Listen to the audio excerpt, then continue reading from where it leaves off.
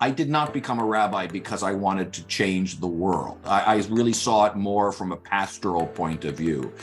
My commitment to social justice and to racial equality really evolved over time. It is a result of seeing things that are just happening in the world where I just felt I could not remain silent. Welcome to The Race to Social Justice, a podcast that explores the myriad racial and social challenges facing the modern world, with your hosts, Kiva White and John Kepner. Thank you for being part of the courageous conversation, because when it comes to combating social injustices in America, it is not about being confrontational. It is about being conversational. Hello, John. Hi, Kiva. Good to see you again. Good to see you as well. Well, welcome everyone to our Race to Social Justice podcast series. I am Kiva White, the black guy, as you can see. And I am John Kepner. I'm the white guy. And Kiva and I share love of the letter K. K for Kiva, K for Kepner, but more importantly, K for knowledge, what we try to impart in these podcasts. It's what Kiva calls the K factor. Yes, the K factor. Knowledge is power. And not only that, when we have these conversations, knowledge is necessary. So we really appreciate you all tuning in to this podcast. And the goal of our podcast is really to promote racial and social equity through justice, through honest and even sometimes difficult dialogue, what we and John have dubbed courageous conversations. And John and I have found over the years that engaging in these deep discussions have really enhanced our level of understanding around issues of racism and a wide range of other forms of social inequity, and our own personal responsibilities to really be change agents and allies in that regard. And it has led us to really invite guests to share their honest experiences and learnings around this topic. And we hope that the conversations will help our listeners and even our guests as we all kind of put on our shoes and our sneakers and tie them up strong and continue this race in our personal journeys towards social justice. So with that, John, who are our guests today? Well, Kiva, we have two guests today. We're going to do a tag team, sort of a tag team. And let me first introduce Rabbi Greg Marx, who is the senior rabbi at Congregation Beth Or in Horsham, Pennsylvania, not far from where I live. And I have had the pleasure of, like I see my cardiologist every 6 months, I see Greg at least once a year because he visits our Episcopal parish where I go to church every year and speaks to us both at our service and then at our adult class. And he sells the place out. He's the most popular visiting dignitary that we have every year, and for good reason. He is his sermons to us are rooted in scripture, and they're always very powerful. And he does it with a flair. He's on the side, he's a stand-up comic. And I thought it would be great to match him today with my longtime friend and partner, almost 50 years. We've been friends, Fred Strober, who's a senior real estate attorney at the law firm where I practiced for 22 years, Saul Ewing. It's got a different name now. You can correct me, Fred. Fred recently, and he'll tell you about this, recently received the Learned Hand Award from the American Jewish Committee for his work in the area we're talking about today, discrimination. His remarks at the end were just so moving to me, and it sort of coincided with my thinking about inviting Greg that I thought, why don't we try the two of them together? Mm-hmm. So that's the genesis of this. And why don't you kick it off, Kiva? Sure. So let's go ahead and start with you, Greg. Can you tell us about your growing up years? You know, we always like to dig back and get a little personal history. Tell us a little bit about your mom, your dad, siblings, early childhood experiences. What was it like growing up as Greg Strober? Oh, I'm Greg Marx. I'm sorry, Greg Marx. Yep, you're right. That's okay. Well, I'll begin by telling my name. My name is Greg Marx. I'm the senior rabbi at Congregation Beth Or. I grew up in, actually, I bounced around a fair amount when I was a kid. I lived in New York. I lived in California, ended up living in Miami Beach. My father was a television writer, and he worked for Jackie Gleason for 20 years. He wrote The Honeymooners. So for those of you, you have to be of a certain age to appreciate The Honeymooners. So my father wrote those.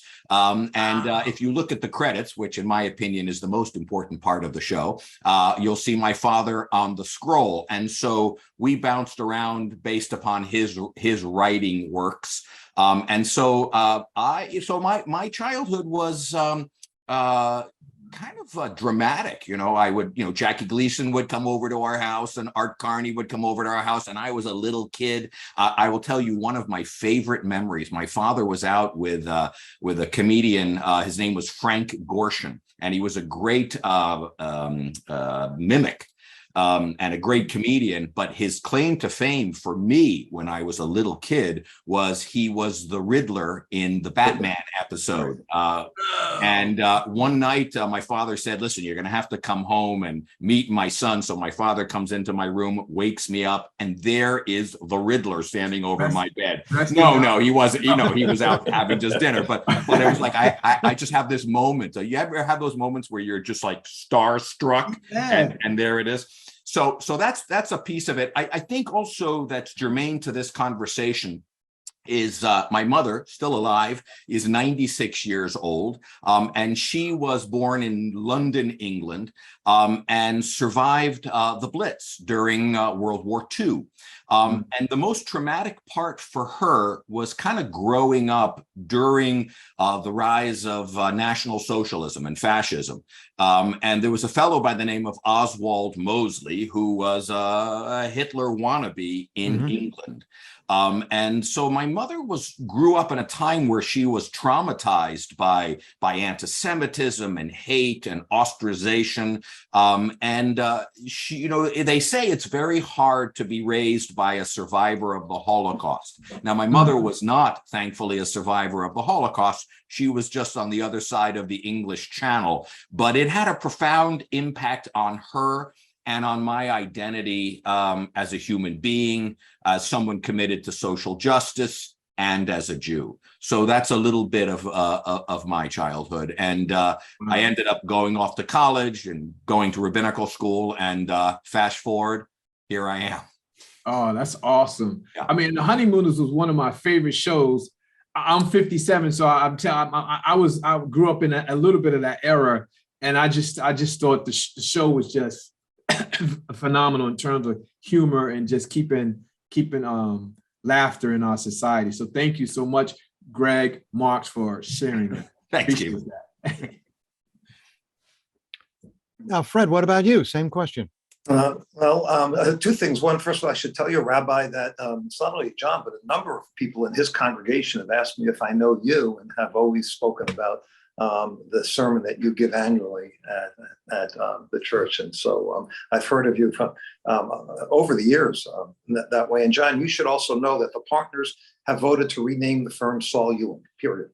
That's it. Oh. So, but that's not supposed to be out yet, but our podcast won't be issued until after the word is out. Right. I was born in the far outreaches of New York City in a place called Far Rockaway, New York. That's on the ocean in New York, in a very essentially a lower middle class neighborhood. My father, who was born in Brooklyn, was a great athlete. I didn't hear this from him. I've heard it from other people who saw him play, and he was particularly a great baseball player. He wanted to be a major league ball player, and was finally actually put into came through the St. Louis Cardinals farm organization, and dropped out of high school to play semi-pro ball to work for his father. They needed to during the Depression, and lo and behold, in May 1941, he was drafted into the Army. He was 24 years old. He served as an amphibious assault engineer in World War II. and had either the claim or you can say, or the hardship of actually participating in all 4 amphibious assaults that the American Army launched in North Africa, Sicily, Italy, and on Utah Beach. He was then became a combat engineer, went through Europe, and was wounded, fairly severely wounded, but not so severely that he had to go home on New Year's Eve in the Battle of the Bulge, December 31st, 1944. And then in April 1945, he had either the good or the bad fortune of liberating the part of the units that liberated the Nordhausen slave labor camp in Germany. This is only 2 weeks before the war ended. He had spent so much time in the service, overseas and in combat, that he was literally the first group of soldiers sent home. They were sent home on VE Day, and they had spent so much time in the service. Unfortunately, he was a person who suffered from PTSD the rest of his life, and sometimes severely, particularly when I was growing up as a very young boy, from my ages, maybe from 4 to 11 or 12. He needed to be hospitalized several times for his problems. My mother, who was born in Brooklyn, was raised in Jerusalem, in a family of a Jerusalem family that had settled in Jerusalem in 1809. It was really one of the first Lithuanian Russian families to settle in Jerusalem. She came to this country in 1945. She was the youngest of 12 children and had a sister who lived in Brooklyn. She visited her sister, and lo and behold, her sister was married to my father's brother. My father had just been back from the war. He met my mother and got married. I think she knew about some of his problems and was warned about it. But she was a very loving person, and so during my childhood, I was raised. They were not. My father came back from the war sort of as an agnostic, so I was not raised in a particularly religious household. However, I had a lot of Israeli influence on me because of my mother's family, and my parents, because of the neighborhood we lived in, sent me to an Orthodox Hebrew school, where I went to school 5 days a week and got a very, very traditional Orthodox education. I went to a public school in Far Rockaway, and I mention this because it's part of the story I would like to tell. In a public school that actually graduated at least one, if not 3, I think it could be 3, Nobel Prize winners in science. One of them was Richard Feynman, who you may have heard of, the famous 20th century physicist who lived in the neighborhood. So it was an elementary school that was predominantly Jewish, although the neighborhood was Jewish and Irish for the most part. When I was a young boy, almost all of the Irish kids went to parochial school. So in my very first years in grammar school, the class was almost entirely Jewish. There were a couple of non-Jewish kids, including 2 Asians. And there was a small African-American community not far from where I grew up. And so there were several, not many, but at least at the beginning of my grammar school days, there were several African-American children in our school, and in the time between 1st and 4th grade, maybe 1 or 2 in my class. I'll stop there. Maybe you want to ask more questions, but then when I was in 4th and 5th grade, there was a significant thing that happened to my school and to me that very much, I believe, has to do with what you're trying to get out, and what we're discussing in the podcast today, and that is how I was introduced in some ways to diversity and inclusion and actually to equity, and I can explain that. Okay, we'll come back to that for sure. Yeah, definitely. Greg, so tell us a little more about why you became a rabbi and how you approach, as a rabbi, how you approach the issues of racial equity and anti-Semitism.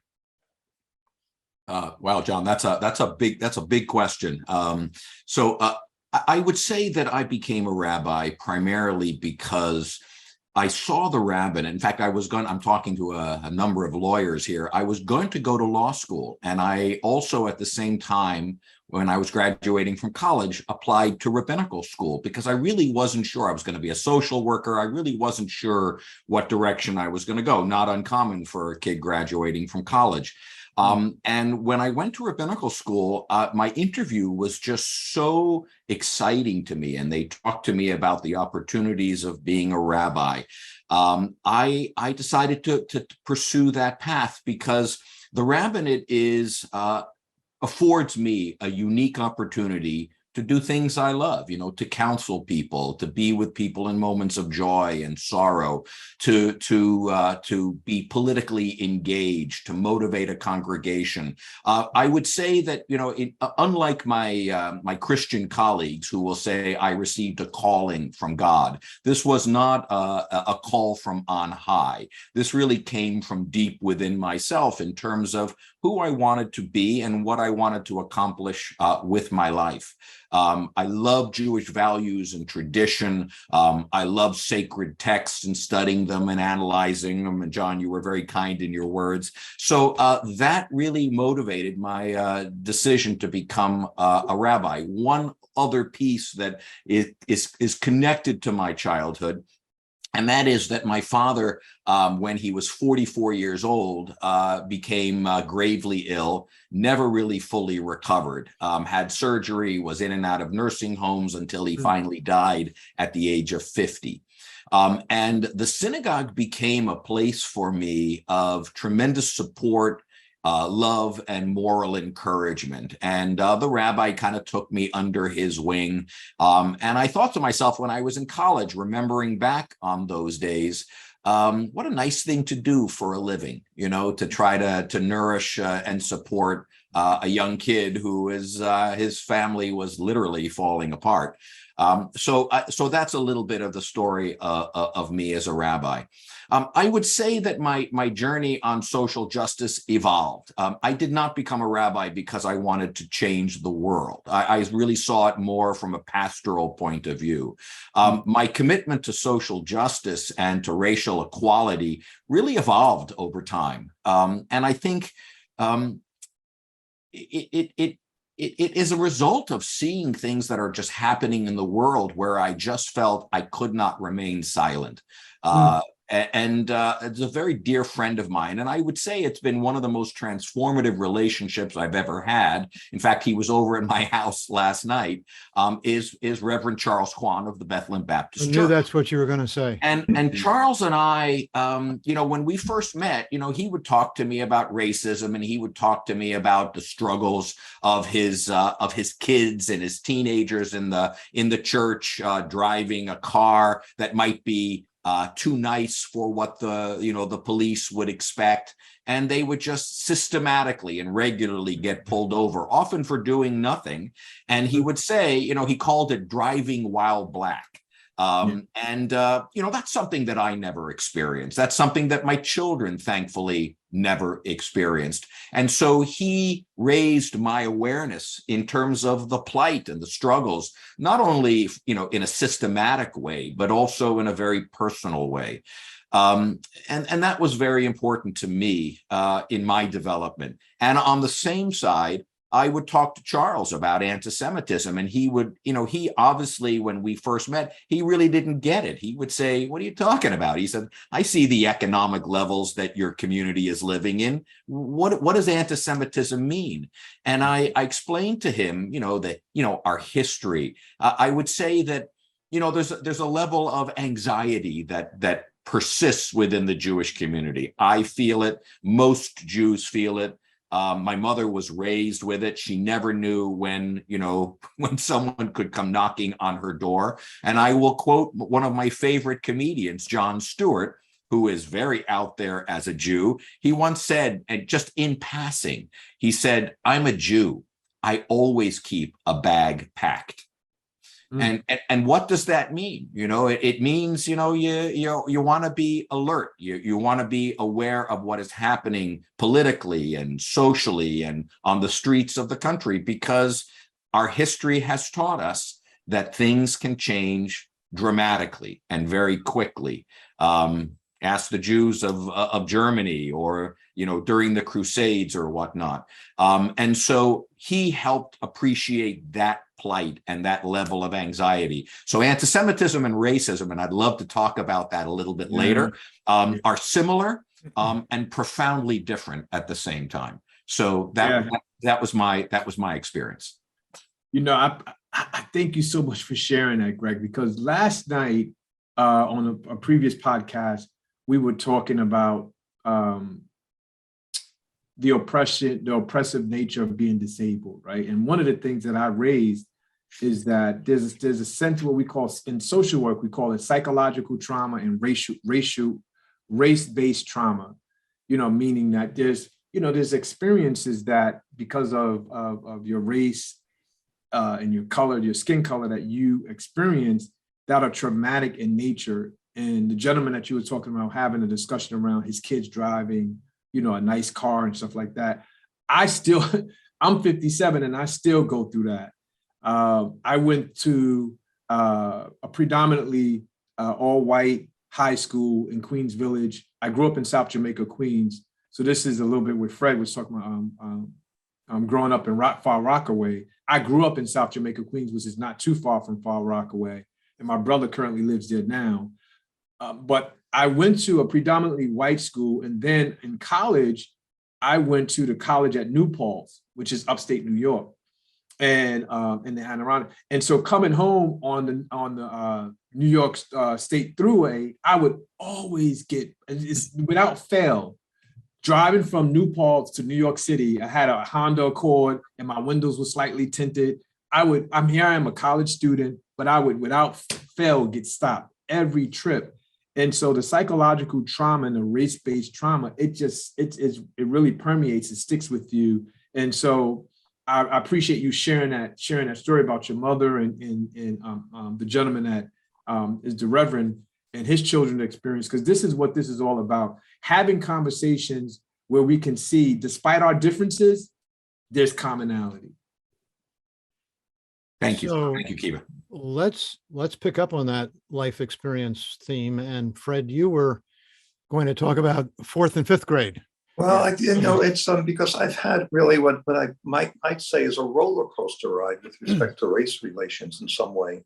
And so I think I've explained that the school I went to, and by the way, Kiva, the Jamaica bus lines connected Far Rockaway and South Jamaica, if you remember. That's right. Bus. Yeah, remember they no longer there. The New York City took over. They used to run straight through New York Boulevard, and we used to call New York Boulevard. Now it's Guy R. Brewer Boulevard. Remember it well.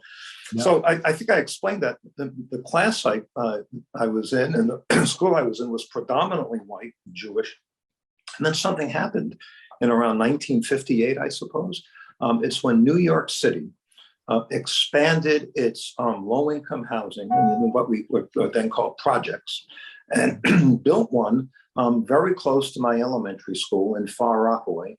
And suddenly, when I was in 4th, 5th, and 6th grade, there was an influx, if you'd call it that, of African American and Hispanic, mostly kids who were born in Puerto Rico, whose parents had been born in Puerto Rico, who suddenly came to the school. And I don't know exactly how this was done, but they were sort of spread out among all the classes. And so our class, which had maybe 28 or 30 students in it, suddenly grew to 35 or so. And we had African-American students who primarily had come up recently from the South. Now, I don't mean to be inappropriate by saying this at all, but think of the environment in which they found themselves. I mean, they were in classrooms now with kids who were taught by very skilled teachers. The New York City public school system, Kiva, I think you recognize, was probably the great urban educational system in the world for many years. It educated so many immigrants and so many children who went on to stellar lives. And these students, were certainly not reading at our grade level. They certainly did not have the skills. I don't know what, they may very well have had the aptitude, but they had not had the experience and the skills And each of us in the classroom was buddied up with one of the students who had come in. And that gave me this tremendous feeling of satisfaction that I was helping a student. I remember his name. I won't mention it. I remember he'd come up from Georgia, and I really felt good about it. I felt like we had been doing something. I didn't think about it overall in a racial context, but certainly these kids were different than we were, and we got along. We got along very well, and we got to learn a lot about different cultures, and I felt very privileged by that. Mm. Fast forward a little bit to my high school days, where my high school was larger. It had by then the neighborhood was maybe 20% African American or something like that. So the high school was much more diverse than the public school it started out as. And I was very active in student government and in something called the Human Relations Club. And I got a job, and I was very lucky. I got a job at a country club not far from where I lived.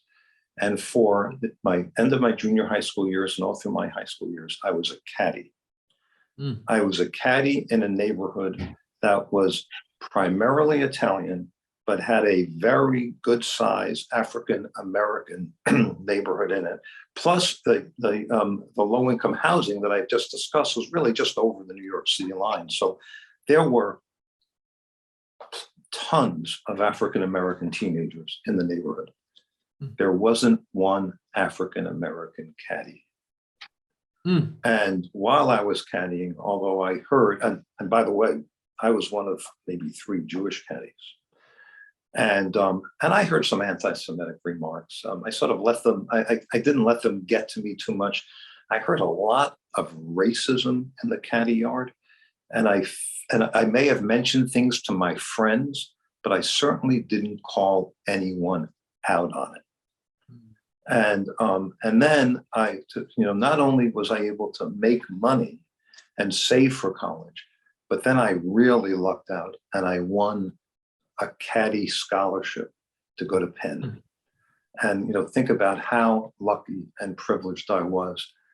And looking back at it as part of my law firm's DEI initiative and being able to talk about our lives, I got to thinking about when we talk about white privilege, I think to myself, that was white privilege.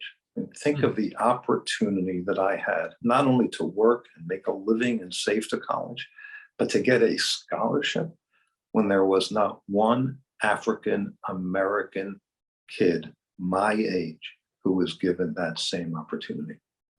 Yeah. And I frankly, I feel guilty about it. And it's not a matter of coming to terms with it or not coming to terms with it, but it has emphasized to me what it is to be white privileged. Yeah. I always took pride in what I did. I worked hard. I got up 5:30 in the morning. I carried 2 bags on my back until 3 o'clock, 4 o'clock in the afternoon. I came home dog tired and did it day after day after day, 6 days a week. And then I earned that scholarship. I thought that was all. I was just so proud of it. And now I look back at it, feeling actually somewhat badly about being given that opportunity when that opportunity was denied to so many people my age. Mm-hmm. So it's, as I say, for me, it's almost been a roller coaster ride.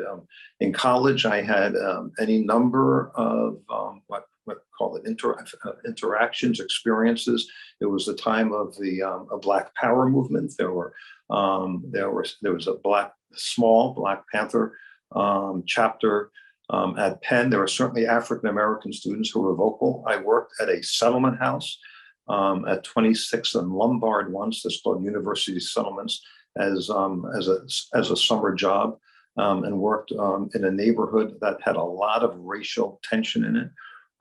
And worked with a number of African American students, mainly from Temple, and who frankly shut me out of some of their conversations, and I felt badly about that.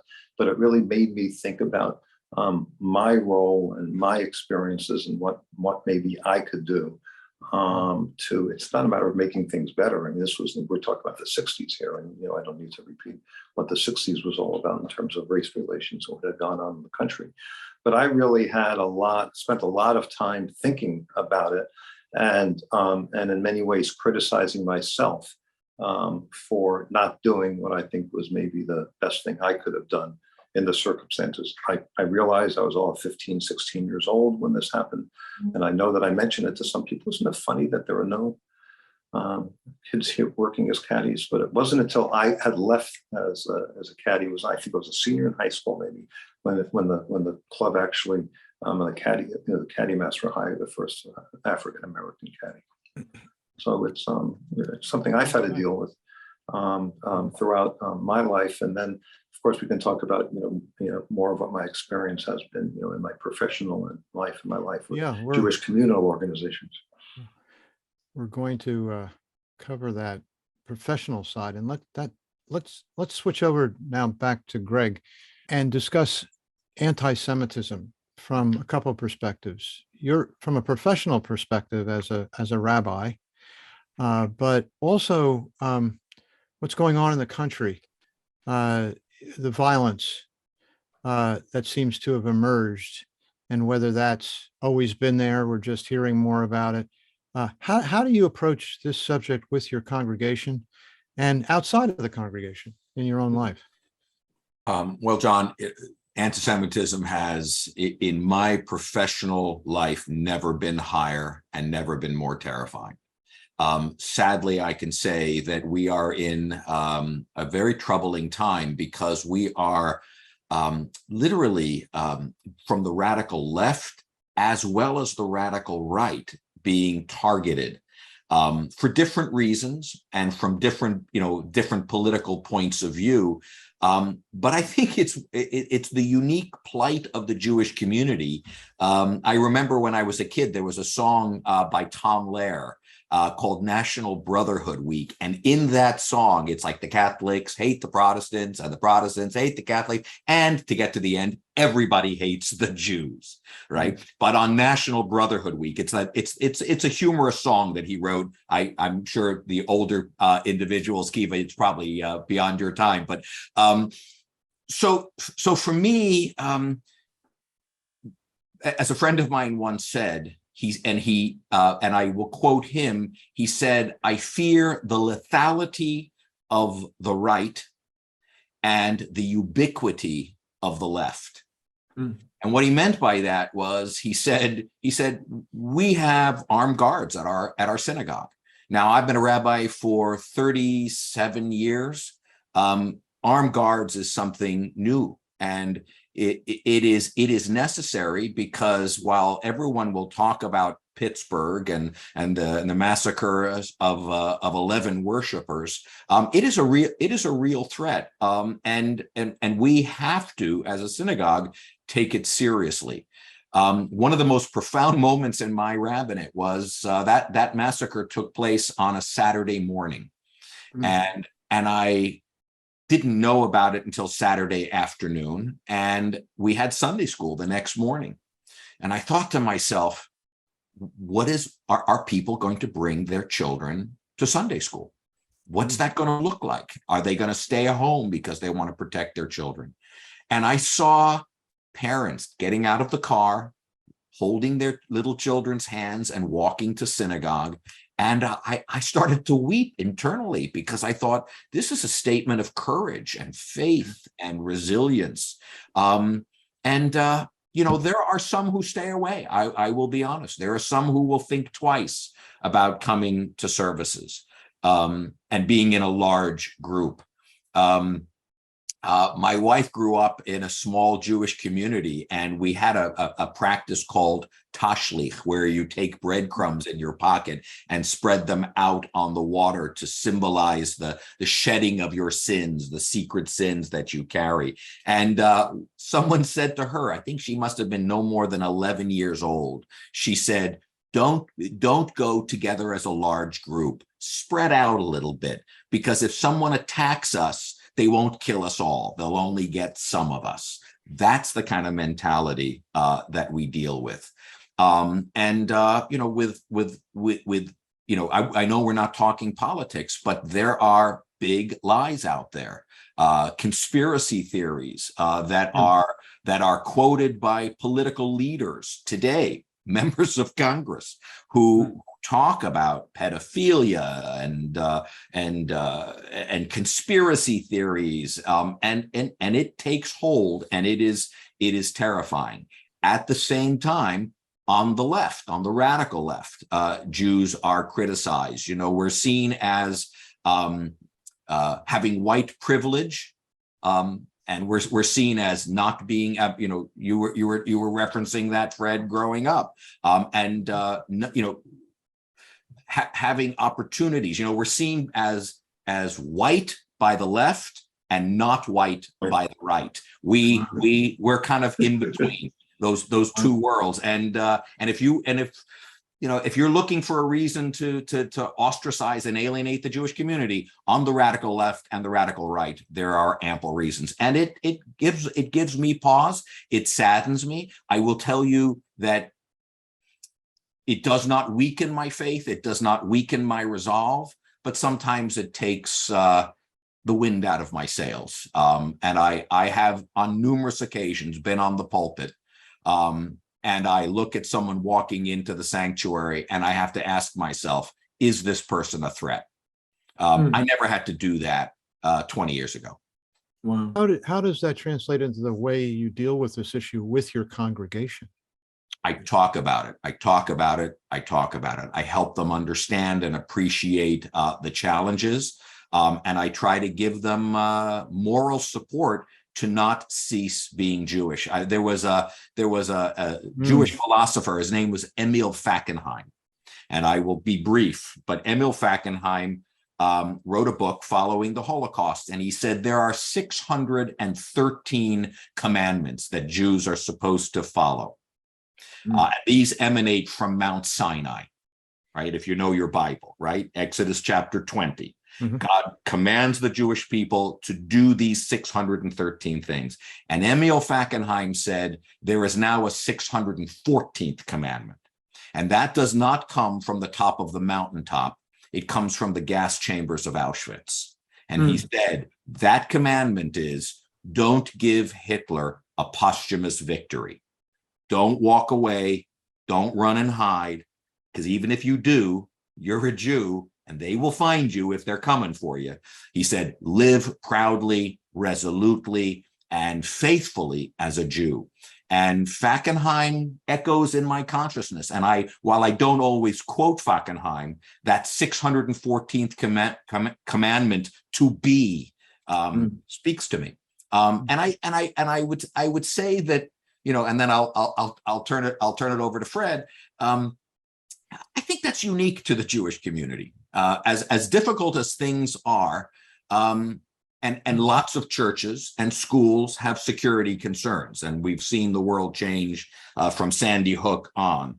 I think we're always aware of what the threats are and the challenges, and we need to be conscious of that. So, let me ask. So, when in the aftermath of these like hate crimes, right? Like I know John alluded to, like, what do you say? And I'm more interested in, like, what's the process of healing? Going through like this traumatic, going through this traumatic experience, because there's this sense of what we call collective grief, and seeing these type of things be bestowed on, Jews, African American, Asians. There's in those communities, it's this collective grief of just hurt and harm and fear. How do you all begin to process that as a community to get through? Well, Fred was talking about his father having post-traumatic stress syndrome. I think the Jews have an inherited post-traumatic stress syndrome. I think African Americans do as well. Whether or not you've experienced a racist event, you know what was done to your ancestors. You know how you are perceived, and you don't have to do anything to deserve it. It just is. And I think Jews recognize that as well. And I think we have to bear it. And we have to provide. One of the things that I love about coming into synagogue, and I've said this on numerous occasions, it's our little cocoon. It's our little safe place. where people can come and be, and they can express their fears and their concerns and their challenges. And they don't have to worry about how they're being perceived. They don't have to worry about, well, is this person an anti-Semite? What do they think? I mean, I have members of my Jewish community, I'll be honest with you, and they will say, scratch the most charming and lovely Christian white man, and you will find an anti-Semite underneath them. Same thing, scratch, and you'll find a racist, you'll find whatever, a homophobe. I don't subscribe to that. But there is that sense of fear and that level of anxiety in many in my Jewish community. And I think the only thing we can do is talk about it, try to provide a safe environment for it. But it's real. One of the things that I want to share with you, and I've been wrestling with this a lot. Hate is hate, but it often takes different forms. Yeah. And this is kind of the conversations I've had with Pastor Kwan. I think inherent in racism is this notion, why you couldn't have an African-American caddy, because whites are somehow superior. So whites are somehow smarter, better gene pool, fill in the blank, that whites are better than African-Americans. Antisemitism takes a different tone. It's almost the opposite. It's somehow this fear that there's this secret cabal of Jews manipulating the media, manipulating the news, manipulating politics. I mean, when you look at the propaganda that came out during World War II, and you see on the hard right today, it's the Jew as the octopus with the tentacles everywhere, kind of controlling and manipulating and destroying and perverting and subverting. It's the notion that almost Jews are some sort of super race, smarter. Like someone has said to a lawyer, a friend of mine, he said, "Oh, I want to get myself a Jew lawyer. I want to get myself a Jew doctor." And someone would say, "Oh, that's wonderful. You want a Jewish lawyer, a Jewish accountant." What they're really saying is, I want someone who knows how to manipulate the system. I want someone who knows how to kind of get things done and maybe not do it morally. And that is, I think, an element of anti-Semitism, which is profoundly different than racism. Although I think there is a similarity there. There's a common factor here, that the public narrative, which has been accentuated by the internet, as you alluded to, impacts the way white people look at Jews and African Americans and anybody different. Yeah. It's and you experience it from birth constantly, and I see that impacting white people, affecting the way white people view things. And maybe scratching, you scratch the surface, and that, but there's a reason why that happens, a societal reason why that happens, and then the responsibility of white people is to go beyond that, and appreciate people for people. And to your point, that one of the reasons I come to St. Thomas is because I want to tear down those walls. Absolutely. And it is a tremendous credit to the church that you would have a non-Christian preach on a Sunday morning, but you do, because tearing down those walls of isolation and hopefully dispelling some of those misperceptions is part of your core values. Sorry, Kiva, I interrupted you. No, this is good. No, because I think, John, I'm really in tune to Dr. Barbara Love's work on liberatory consciousness. And so it's a framework for really saying, if we're going to liberate our society as individuals, there are 4 things that we need to start doing so we can get deprogrammed and desocialized into these social narratives. Like for me as an African-American male, just using your word, Greg, that whites have a superior, like they're superior. As I sit here today, no one has control over my life but the Almighty. And just using it from a biblical standpoint, God never said to let man have dominion over man. He said, let man take dominion over fish of the sea, fowl of the air, and everything that creepeth on the earth, meaning the bugs and all that. But he never said, let man have dominion over man. That's why slavery didn't work. That's why when the Native Americans were trying to be enslaved, they was not having it. They was killing them because God never gave it that way. So one thing I try to make myself aware of, and this is alluding to Dr. Barbara Love's liberatory consciousness, is awareness that no one has dominion over my life. And I'm not saying this to be, conceited or cocky in it. It's just I have come to the awareness of that no one has no one can dominate. So when they use the word dominant coach, I don't like dominant coach. I like to use the word those who are in power of the systems in our society. It's how you reframe all of these narratives. So Dr. Love says we have to become aware, number one. We have to do our own self-analysis of the information that is out there in the media, number two. We have to become allies in our society to make a change. And then number three, we have to hold people accountable, right? And so it's a whole framework, and it's a mindset shift. But for me, I'm really as a racial equity consultant and an educator in this field, I'm really striving to make sure that I'm aware. I go to other neighborhoods. I travel outside of the country. I read wide and I travel wider. And by doing that, it's really allow me to see and have my awareness to know African Americans, there's not just a Roots, the movie Roots. We're not just the only ones that experienced suffrage.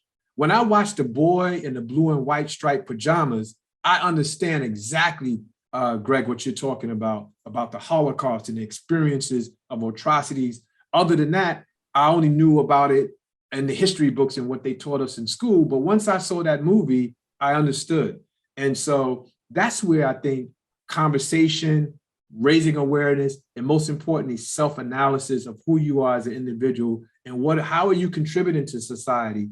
Are people walking away from you feeling better or feeling oppressed? And that's kind of like what I try to do every single day. And I think that's very important. God bless you for that. That is one of the most beautiful usages of text, Kiva, I've heard in a long time. Yeah. We don't have dominion. Could I make one exception to that point? Yeah, sure. My wife. She has. I was gonna. So me and my wife, I'm gonna wear my shirt because we bought these shirts for when we traveled to Martha Vineyard, and it said he is smarter or something like it was like he is smarter, and then on hers it said, yeah, but I am the smartest one or something like it's like that. Well, I saw one where like I may be the head of the family, but my wife is the neck. Yeah, similar to that. It's in that vein. Exactly. Yeah. Sorry for making light of it. No, that's beautiful. No, humor. I warned everybody about being a stand-up comic. Fred, let's go back to you now. I want to, I'd love to you to comment on this, sure. But also your lived experience at our law firm in the early days. When we were young lawyers, we didn't have any Blacks. We had one or two. You were one of the early Jewish lawyers. We didn't have any women. And I know this is something that you've talked about and related also to the Learned Hand award. What led to that in your life experience? Why is this such a deep issue for you, and how's it translated? It's a deep issue for me. I mean, starting back, one of the things you mentioned, John, is that I've written recently about the history of anti-Semitism in large law firms across the United States, and particularly in Philadelphia. And a lawyer who's starting today would have no way of knowing if he or she is Jewish, that she'd have no chance of getting a job at a large law firm in Philadelphia until about 1968. That's sort of hard to believe. There was a lot of change going on in the country then. I think Jewish-Catholic relations had become warmer as a result of things that happened in the Vatican in the 1960s. And I think just overall, society was beginning to change. But it's hard to believe that there was that kind of segregation along religious lines, even right through the almost until 1970. And I know at our law firm, and this is not and this certainly is not limited to our law firm, it has been a challenge not only to recruit, but especially to retain African-American lawyers, talented African-American lawyers over the years. John, there are African-American lawyers you and I have worked with who are very talented, who felt that their place was not at the law firm, even though their work may have been excellent. And that is a challenge, I think, that we all have to face, that we all have to live up to. And my focus has been, it's diversity is easy to speak about, I think, when I say nothing's easy, and inclusion, but the concept of equity, of making sure that everyone has the same opportunities and are not shut out of those opportunities because of perceptions about their abilities or preconceived notions about what they're able to do based on their race or in any other aspect of them, I think is something that all of us have to face and have to live up to. The idea of having good mentoring systems, listening, being aware of what's around us, knowing that the path someone else takes may not be the path that I or John or somebody else would have taken 40 and 50 years ago. That's an important thing to understand, and all of us to work with. If I can for a second, I just want to, there's very little I can add to what Greg had to say about anti-Semitism. And like in his synagogue, we have armed guards. After the incident in Pittsburgh, we also had parents who may have hesitantly brought their children to religious school the next day.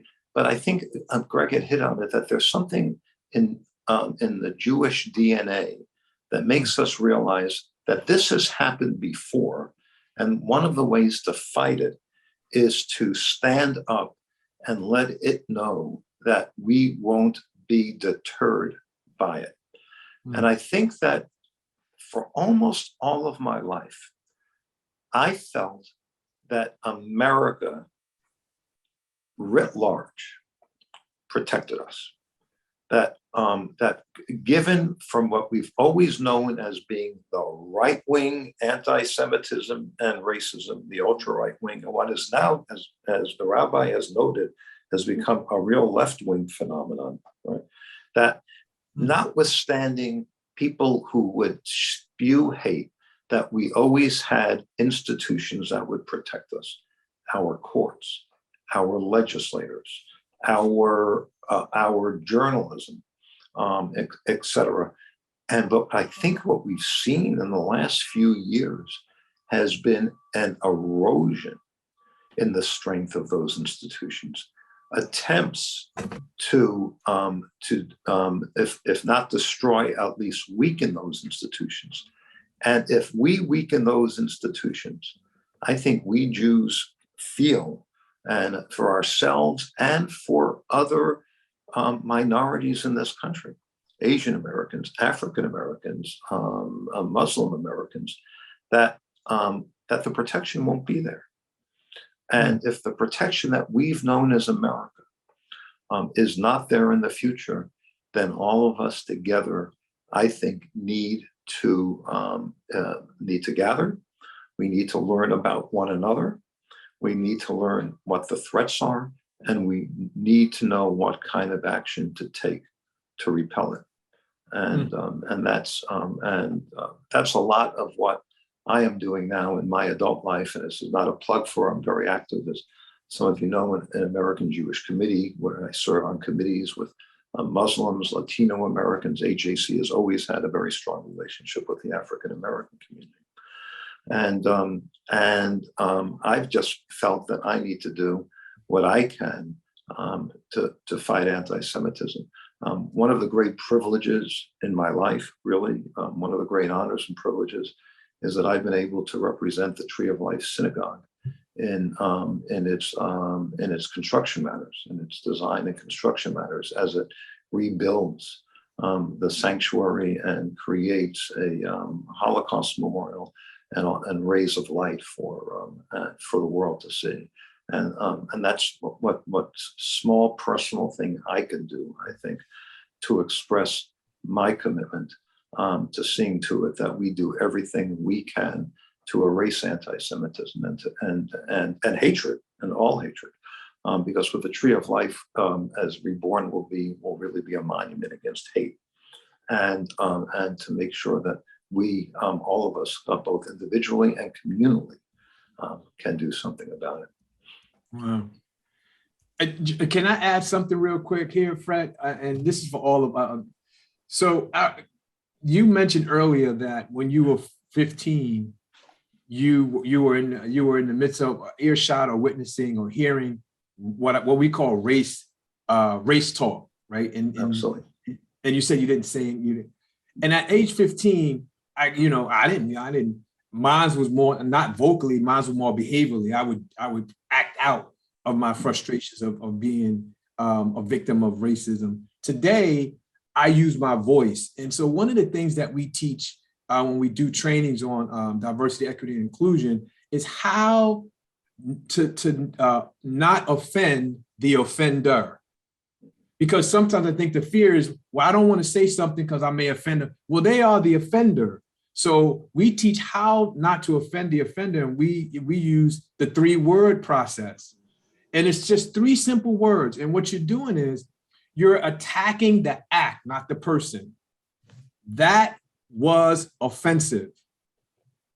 That is insensitive. That is intolerable. And so at least saying something to the offender is letting him or her know that their behavior, their actions is just the act is what you're attacking. And I think what I find in my work, most white people won't say anything when they're in the presence of race talk because they don't know, 1, they don't know what to say. 2, they're afraid that they may offend someone. Well, you're offending someone who is offensive. And so you have to do it in a way that you're not attacking the person, because most people don't want to lose their jobs. There's a business arrangement that may go sour if you do say something, if you're in the presence. But here's what I say to all leaders that are exposed to race talk. Silence is compliance. Saying nothing is saying a whole lot, especially if the behavior is also witnessed by a person of color. And you as a leader, a white leader of an organization, you sit and say nothing and say silent. That can have a huge, more detrimental effect on the organization as opposed to the offensive statement within itself. So I just wanted to put that out there, that I'm glad to see that you mentioned that you are self-aware and doing self-analysis, and that's a part of it. And the 3-word concept allows folks to say something as opposed to saying nothing. That was offensive. And then if it really gets bad and you really need to touch upon the person, then you may need to just say 3 words, shame on you, and just walk away.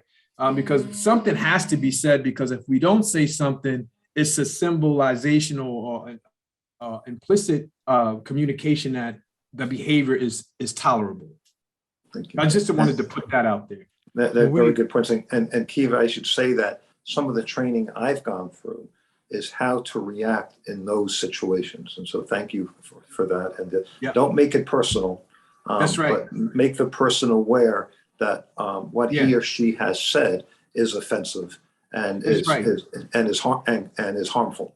That's right. You want to provoke. You want to provoke.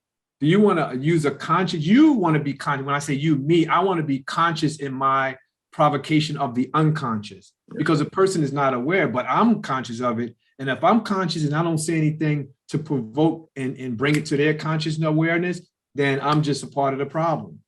So let me try to wrap this up. We could go on another hour or two, but with a couple of things. First, you can see why I love to deal with Kiva, because every time I'm with him, I learn something more. But second, the discussion reminded me of the book Caste by Isabel Wilkerson. Kiva and I read that together, sort of suffered through it together, and we're going to have a podcast between each other just from passages on that. And for those of you who are not familiar with it, it talks about racial inequity, anti-Semitism, and the caste system in India.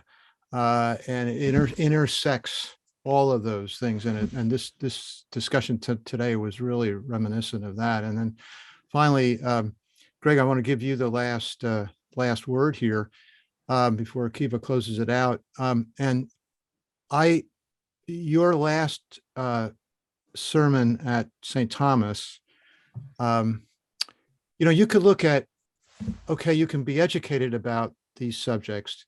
You can then build awareness, but then what? And my recollection of your message was then there's a call to action, and you rooted it in scripture. You could root it in just because it's the right thing to do. But do you want to say anything in final about that whole concept of what we can do about this?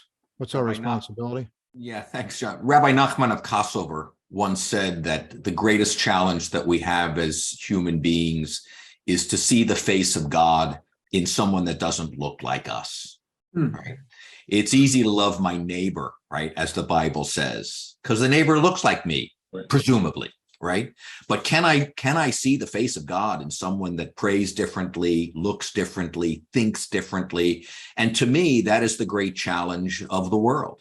And so for me, that requires a consciousness of love, that in the end of the day, yes, Kiva, you're 100% right.